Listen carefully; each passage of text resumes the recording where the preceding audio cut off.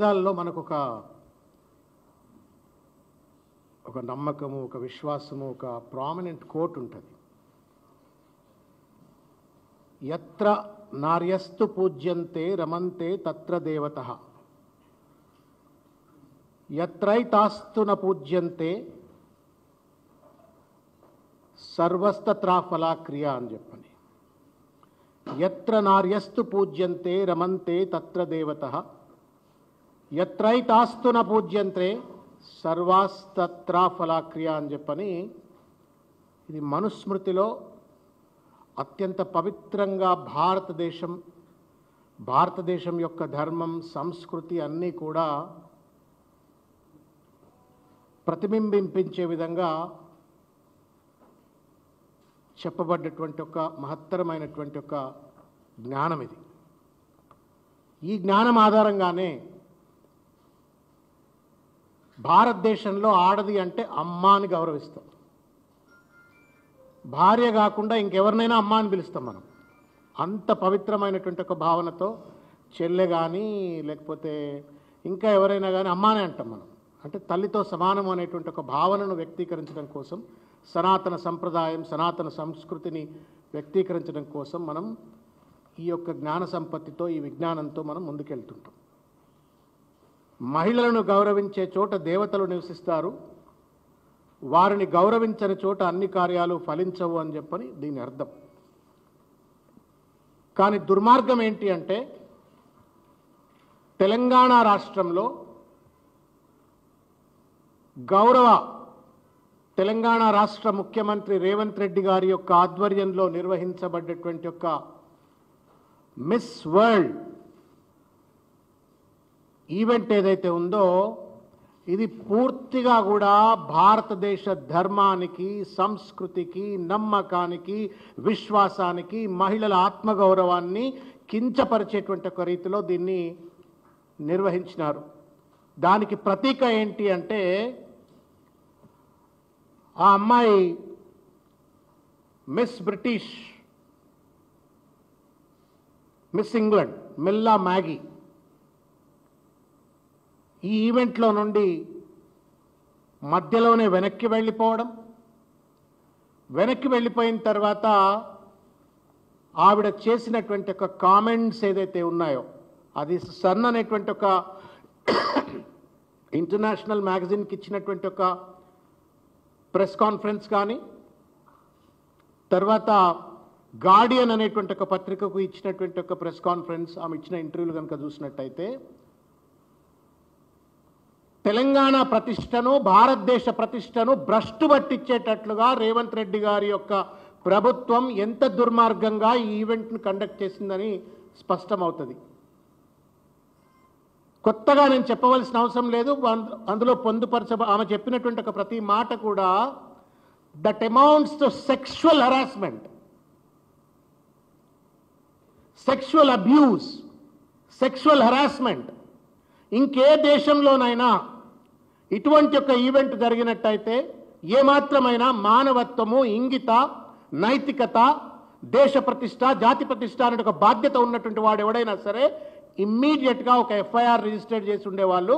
ఆ అమ్మాయి కంప్లైంట్ మీద సుమోటోగా ఎంక్వైరీ ఇన్వెస్టిగేట్ చేసి పూర్తి స్థాయిలో ఈ లఫంగిలెవరు, లంగలెవరు, ఎవరు ఆ అమ్మాయిని ఒక వ్యభిచారి లెక్క చూసినారు, ఎవరు ఆ అమ్మాయిని ఒక ఆట వస్తువు లెక్క చూసినారు అనేటువంటి అంశాలు బయటపెట్టి సదరు నేరస్తులను శిక్షించుండేవారు.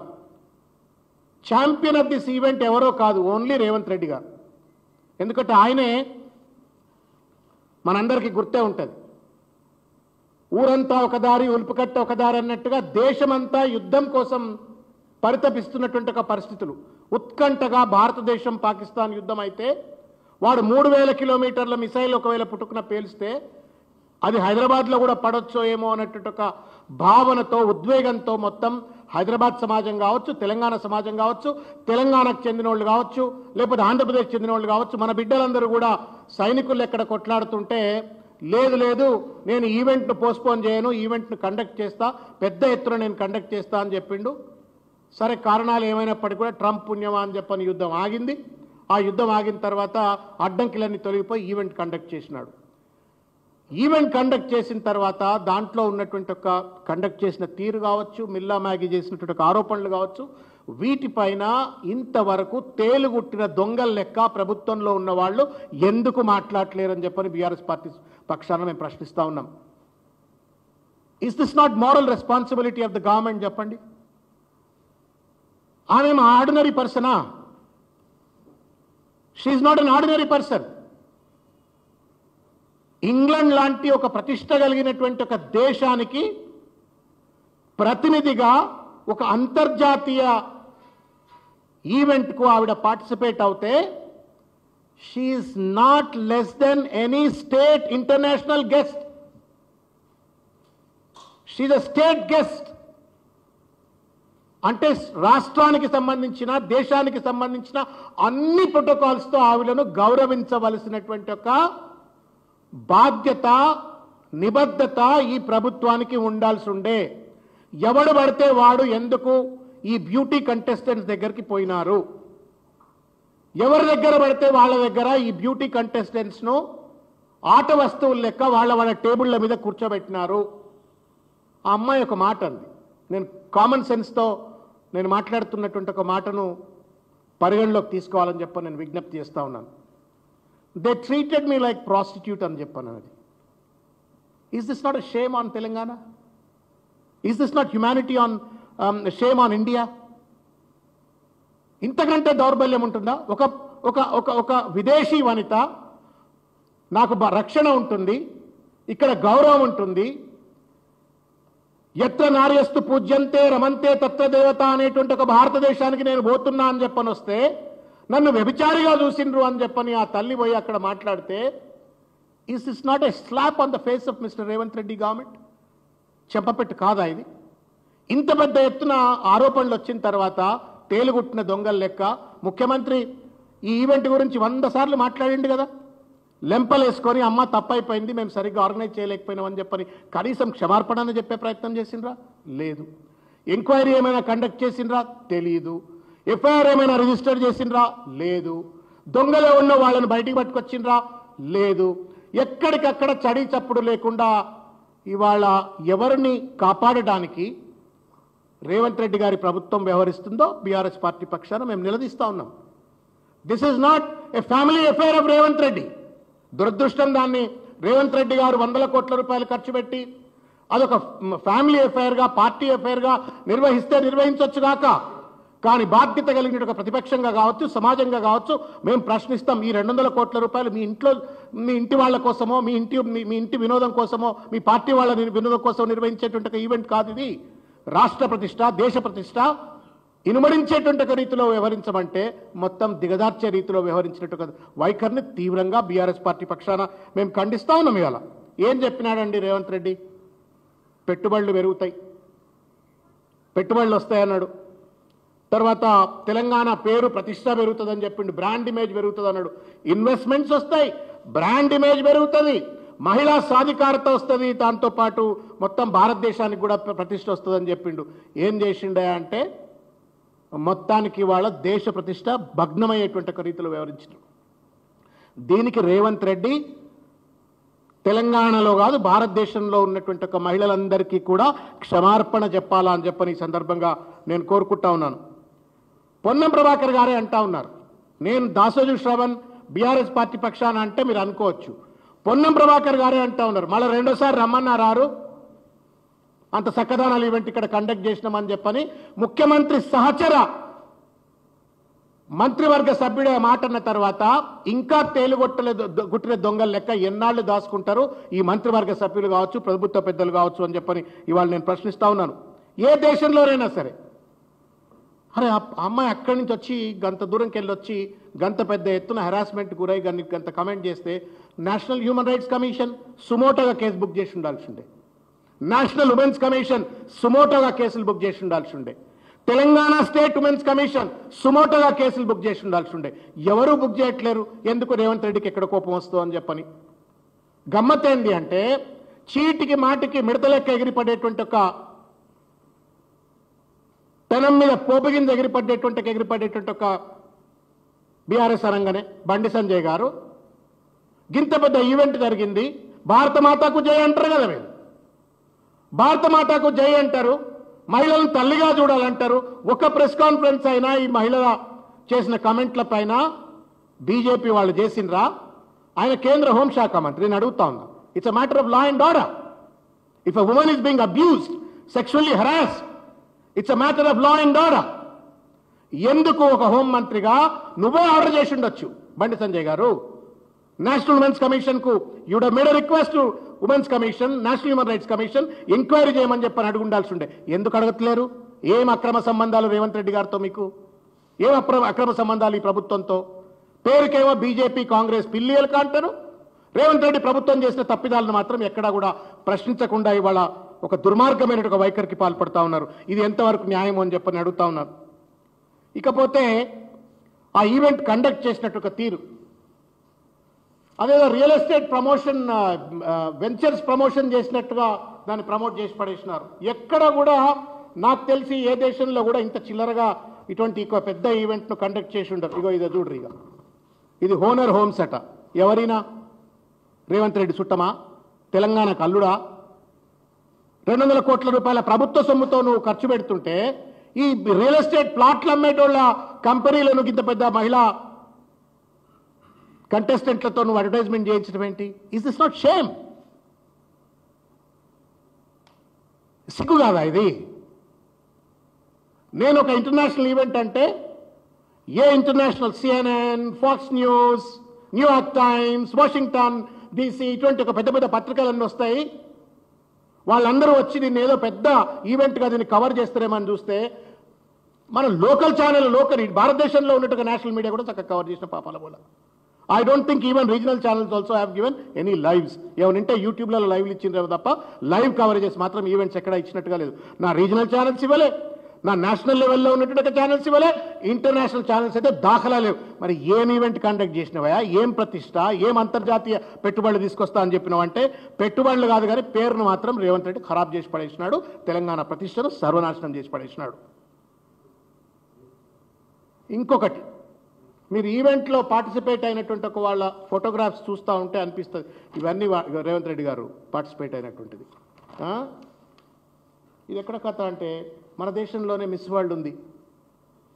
అమ్మాయి ఎవరు? సుష్మితా సేన్, ఐశ్వర్య రాయ్, హైదరాబాద్ అమ్మాయి డయానా, అమ్మాయి పేరు ఏం పేరండి? డయానా అని ఉంటుంది. తర్వాత ఇంకా మన హైదరాబాద్లో సానియా మీర్జా గారు ఉన్నారు, పివి సింధు గారు ఉన్నారు. పెద్ద పెద్ద గ్లోబల్ అక్లమేషన్ రికగ్నిషన్ ఉన్నటువంటి ఒక హిందీ యాక్ట్రెసెస్ ఉన్నారు, హైదరాబాద్ యాక్ట్రెస్ ఉన్నారు. ఎవరు అటెండ్ అవుతారా అంటే రేవంత్ రెడ్డి కుటుంబ సభ్యులు, వాళ్ళ అన్నలు, తమ్ముళ్ళు, లేకపోతే ఆయన చుట్టూ తిరిగేటువంటి ఒక పార్టీ చెంచాలు. ఈ ఈవెంట్లో వివివిఐపీస్ లెక్క ఎవరి దగ్గర కూర్చుంటున్నారు? ఆ కంటెస్టెంట్స్ దగ్గర కూర్చుంటున్నారు అని చెప్పని ఫోటోలు కనబడుతున్నాయి. Is this not shameful way of organizing? ఆయనకంటే బుద్ధి జ్ఞానం లేకపోవచ్చు. I'm really surprised about the etiquette of IAS officers. మీకన్నా చెప్పాలి కదండి బ్యూరోక్రాట్స్ మీరు. This is not the way of conducting an international event. ఒక ఇంటర్నేషనల్ ప్రోటోకాల్ ఉన్నటువంటి ఒక ఈవెంట్ను ఈ రకంగా కండక్ట్ చేయొద్దు అని చెప్పని బుద్ధి మీరైనా గడ్డి పెట్టాలి కదండి. చీఫ్ సెక్రటరీ గారో లేకపోతే మాజీ చీఫ్ సెక్రటరీ గారో ఇంకెవరో అంత చాలా మంది ఉన్నారు కదా. What kind of non sense is this చెప్పని ఈ సందర్భంగా నేను ప్రశ్నిస్తా ఉన్నాను. ఇగో ఇంకొకటి, చూపల్లి కృష్ణారావు గారు అంటున్నారు మ్యాగీపై విచారణ లేదు అంటాడు. ప్రభుత్వం ఇచ్చేటువంటి ఒక వార్తల లీకులు గ్రీకులు ఏంటి అంటే మేము ఎంక్వైరీ కమిటీ చేసినామంటారు. ఎవరు అమ్మాయి 3 IPS officers, women IPS officers తోటి కమిటీ చేసినాం అని అంటున్నారు. కమిటీ వేసినరా లేదా క్లారిటీ లేదు. ఆ కమిటీ వేస్తే వాళ్ళు ఏ రకమైనటువంటి ఎవిడెన్సెస్ను పరిగణలోకి తీసుకున్నారో దానికి ఇంతవరకు సరి అయినటువంటి ఆధారాలు లేవు. సీసీటీవీ ఫుటేజ్ని ఏమైనా ఎగ్జామిన్ చేసినరా? ఆధారాలు లేవు. ఆ రిపోర్ట్ని ఏమైనా సబ్మిట్ చేసినారా? ఆధారాలు లేవు. ఆ సబ్మిట్ చేసిన తర్వాత ఏం చర్యలు తీసుకున్నారు అంటే ఇంతవరకు కూడా ప్రభుత్వం చెప్పట్లేము. మీ తాత జాగిరా ప్రభుత్వం అంటే? అంతర్జాతీయ స్థలిపైన ఒక విదేశీ వనిత వచ్చి భారతదేశం, అది కూడా తెలంగాణ నిర్వహించిన ఒక ప్రతిష్టాత్మకమైన ఈవెంట్లో నన్ను వ్యభిచారిగా చూసినారు అని చెప్పని ఆ తల్లి చెప్తే విచారణ చేయకపోవటానికి మీ ఇంట్లో జరిగిన ఈవెంట్ ఇదేమన్నా?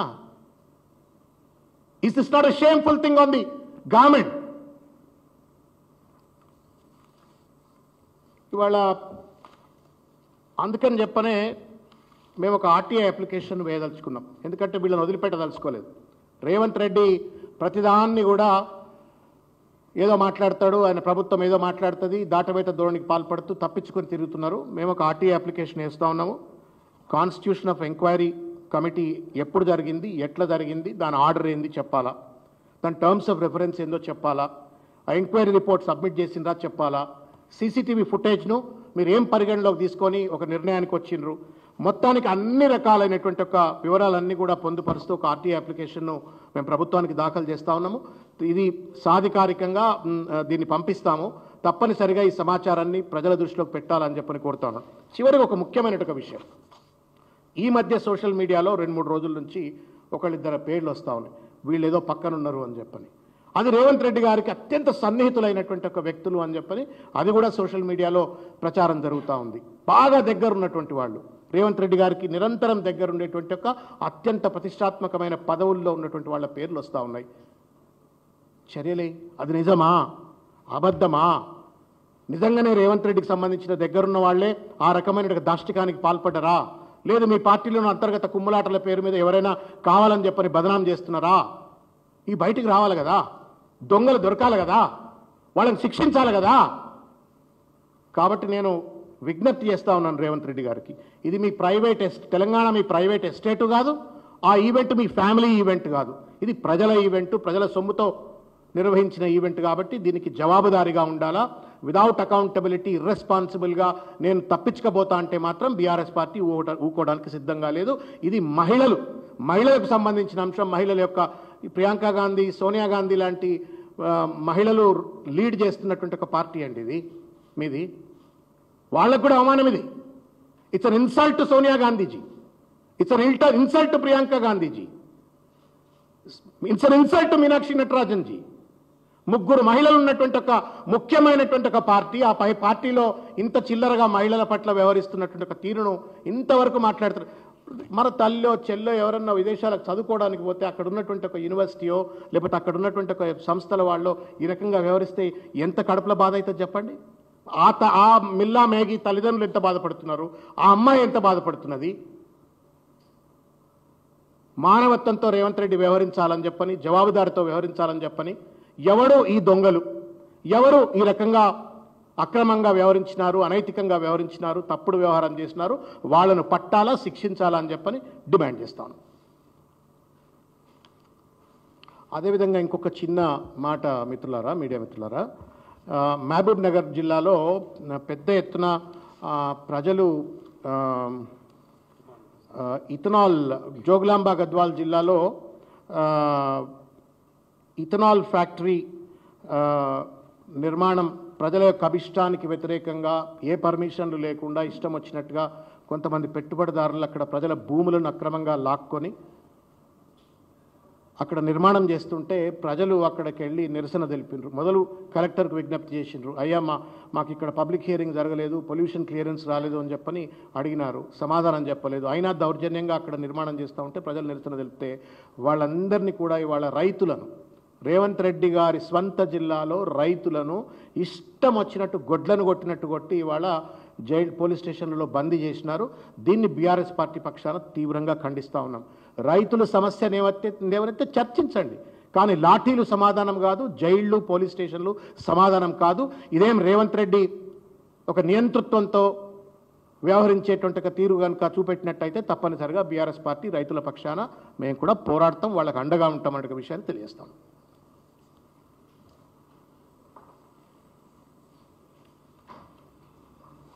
ఇది ఒక ఫోటో చూడరు, గమ్మత్. మీరు గుర్తుపడతారా? ఈ పక్కన లాస్ట్ పిల్లగాని చూడరు, జరా చూడ్రి. ఈ పక్కన కూర్చున్న వాళ్ళంతా ఎవరు పాపము? Contestants. A state guest, you can't even reach out to them, sir. You need to take a permission to go and then meet a state protocol ఉన్నటువంటి ఒక గెస్ట్ని కలవాలంటే పర్మిషన్ తీసుకొని పోవాలా, and that to their woman. ఎవడు పడితే వాడు టేబుళ్ళ మీద పోయి కూర్చొని రియల్ ఎస్టేట్ కంపెనీలకు పోదులు ఇప్పిస్తూ వాళ్ళు ఏదో వినోద వస్తువులు, ఆట వస్తువులు అయినట్టుగా. This is not the way of conducting an event. మన ఇంట్లో వాళ్ళనే మనం ఏడన్నా ఇష్టం వచ్చినట్టు ఏదైనా తిరుపతికి ఏడు కనబోతా మన ఆడపిల్లలు మనం ఎంబడొస్తే ఓడబడతాడు ఫోటో దిగి నిత్తమా? Will that happen? ఈ మాత్రం సెన్సిటివిటీ లేదా ప్రభుత్వానికి?